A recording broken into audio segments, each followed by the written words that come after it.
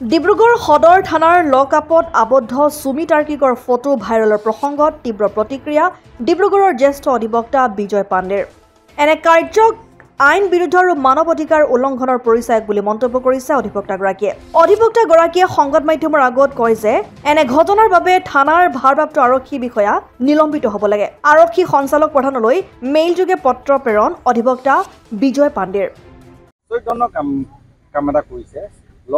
Two কাষ্টাডিয়ান হৈছে অচি হয়। তেওঁ সেই ঘৰৰ ভিতৰত কোনো মানুহ গৈ মহিলা আছামী এগৰাকী ফটো তুলি পিনে এনেকৈ কেনেকৈ আপলোড কৰিব পাৰে বাৰু? বৰ আচৰিত ধৰণৰ কথা।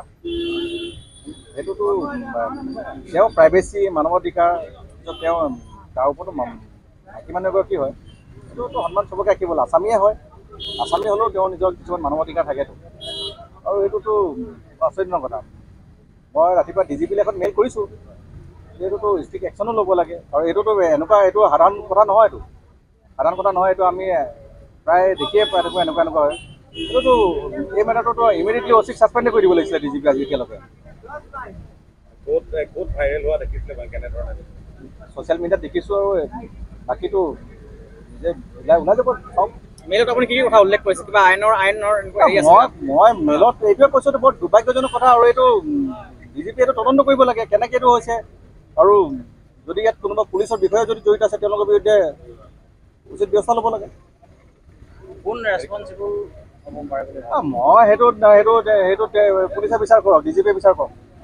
অকল টুইট কৰিলেতো নহ'ব, প্ৰেক্টিকেলিও বিচাৰ কৰক। এতিয়া আৰক্ষী সঞ্চালক প্ৰধানগৰাকীক আপুনি যিহেতু মেইল কৰিছে, তেওঁ কিবা প্ৰত্যুত্তৰ দিছিল, কিবা ৰিপ্লাই দিছে? নাই, আজি ৰাতিপুৱা কৰিছোঁ। তেওঁ যদি কিবা ৰিপ্লাই দিয়ে নিদিয়ে মই নাজানো, এইটো দিব নে নিদিয়ে। মই মোৰ পুৰণিখিনি মই ভাবিলোঁ এইটো দিব লাগে, জনাব লাগে, মই কৰিলোঁ। এতিয়া তেওঁৰ ওপৰ কথা, তেওঁ একশ্যন লয় নলয় সেইটো তেওঁহে কথা, বিবেকৰ কথা। এতিয়া তেওঁ যদি ভাবিছে যে এইটো বেয়া কাম হৈছে, তেওঁ ব্যৱস্থা লওক। অন্ততঃ ডিব্ৰুগড় অচিজনেতো এইটো উত্তৰ এটা দিব লাগে, এইটো কিয় হৈছে। এইটো ডিব্ৰুগড় অচিক আপোনাৰ মুখ ফুটাতকৈ আপোনালোকে ডিব্ৰুগড় অচিক আগতীয়াকৈ সুধিব লাগিছিলে, এইটো কিয় হৈছে, এইটোতো আচৰিতজনক কথা। এতিয়ালৈকেতো অচি ছাছপেণ্ড হ'ব লাগিছিলে, একদম সেইটো কোনো কম্প্ৰমাইজ কৰিব নালাগে। অসম আদিত্য, ডিব্ৰুগড়। বৈশিষ্ট্যৰ প্ৰথম GDSI 2.0 ফিচাৰ্ছ ডিলাৰ হৈছে NKS হুণ্ডাই। অত্যাধুনিক সা সুবিধাৰে তৈয়াৰী মষ্ট আপডেটেড হুণ্ডাই ডিলাৰ এতিয়া ডিব্ৰুগড়ত। আমাৰ NKS হুণ্ডাই ডিলাৰত open sales consulted room, customer ৰুমৰ লগতে পুৰণি গাড়ীৰ এক্সচেঞ্জ ফেচিলিটিও ৰখা হৈছে।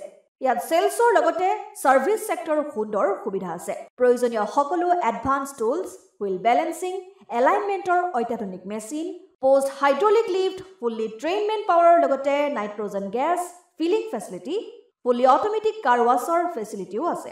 লগতে NKS হুণ্ডাই ডিলাৰে কাষ্টমাৰসকলৰ সুবিধাৰ্থে মোবাইল ছাৰ্ভিচ ভেনৰো ব্যৱস্থা ৰাখিছে, য'ত হাইড্ৰলিক লিফ্ট, ৱাছিং facility, wheel balancing, tyre pressure check কৰাৰ লগতে বহুখিনি সুবিধাই উপলব্ধ আছে। NKS হুণ্ডাইলৈ আহক আৰু সুবিধাসমূহ গ্ৰহণ কৰক।